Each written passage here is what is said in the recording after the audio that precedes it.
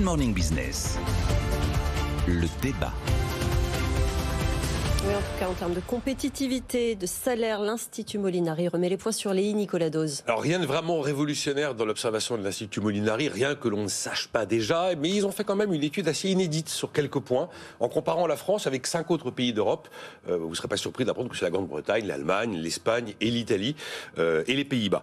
Et donc, il y a 2 observations principales. D'abord sur le salaire net. Le Français qui travaille est plus pauvre à la fin du mois que l'ensemble, en tout cas il reçoit moins à la fin du mois comparé à l'ensemble de ces pays, puisque le net est 7% inférieur pour un Français comparé à l'ensemble de ces pays. Alors par exemple un célibataire, après total de cotisation, total d'impôt sur le revenu, il a 49% de net dans sa poche, sur son compte en banque. Et quand on prend l'ensemble des pays observés, on est sur une fourchette de 64% à 52%. Donc là on est clairement en dessous. Il y a une observation qui est assez étonnante, on va vous dire, ah oui mais vous savez, la France a une protection sociale tout à fait généreuse, tout à fait pertinente. Donc, regardons, dans ce cas-là, comparons les différences de protection sociale. Et on voit que c'est pas une explication qui est suffisamment probante. On est à 12 200 € de dépenses de protection sociale par habitant et par an en France. On est à 12 600, donc un petit peu plus par habitant et par an en Allemagne. On est même au-delà de 13 000 €. On est à 13 500 € par an et par habitant aux Pays-Bas. Donc, la grande explication d'une protection sociale bonne et généreuse n'est pas suffisante. Et derrière, l'Institut Molinari regarde la rentabilité des entreprises, parce qu'en fait, tout est lié. Et la rentabilité des entreprises en France, qu'on regarde en 2019, mais même après les mouvements sur les impôts de production ou l'impôt sur les sociétés, on est 35% en dessous de la rentabilité des autres. Ouais. Et là, c'est le vrai sujet. Et donc, vous prenez 2019, pour 100 € de rentabilité, une entreprise française, pour 100 € de rentabilité, laisse 168 € de prélèvement obligatoire.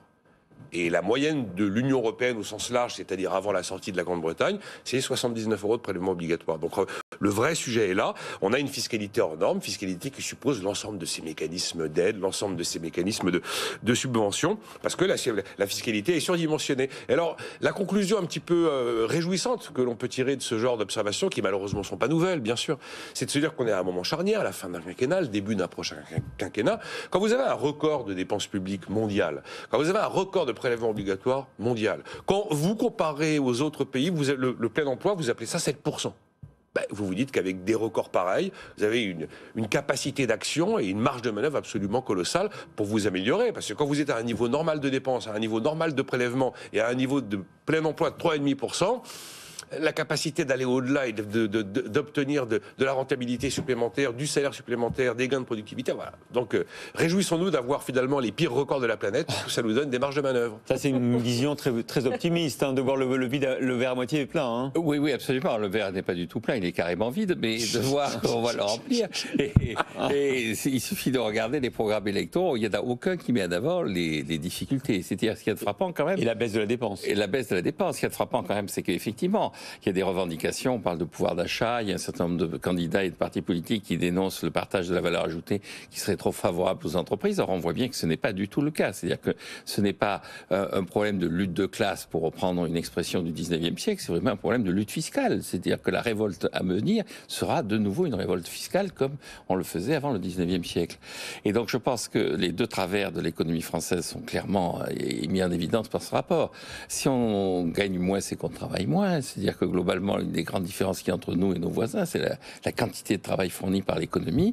Et le deuxième élément, c'est que en plus, on a un prélèvement sur le produit de ce travail au profit de la sphère publique, avec un résultat que l'OCDE, dans ce dernier rapport, qualifie de mitigé. Les résultats en termes de dépenses sont mitigés. Alors, je ne sais pas quel est le mot anglais qu'il y a derrière, mais mitigé, c'est quand même... quand termes galants, ces choses-là, voilà, termes galants, ces choses-là sont mises. Donc, je pense effectivement que la feuille de route est claire. Ce qui est inquiétant, c'est que cette feuille de route, malgré l'enthousiasme de Nicolas, n'est pas partagée par notre classe politique. Alors, je pense qu'il y a une lecture de cette situation qui était celle qu'a faite récemment Paul Krugman. Il a dit effectivement, les Français gagnent moins que les Américains, les Français ont une efficacité qui est moins grande qu'un certain nombre d'autres pays, mais ils ont un rapport au loisir, à la qualité de la vie qui est supérieure. Grosso modo, les Français ont fait le choix d'être moins riches, mais plus cultivés.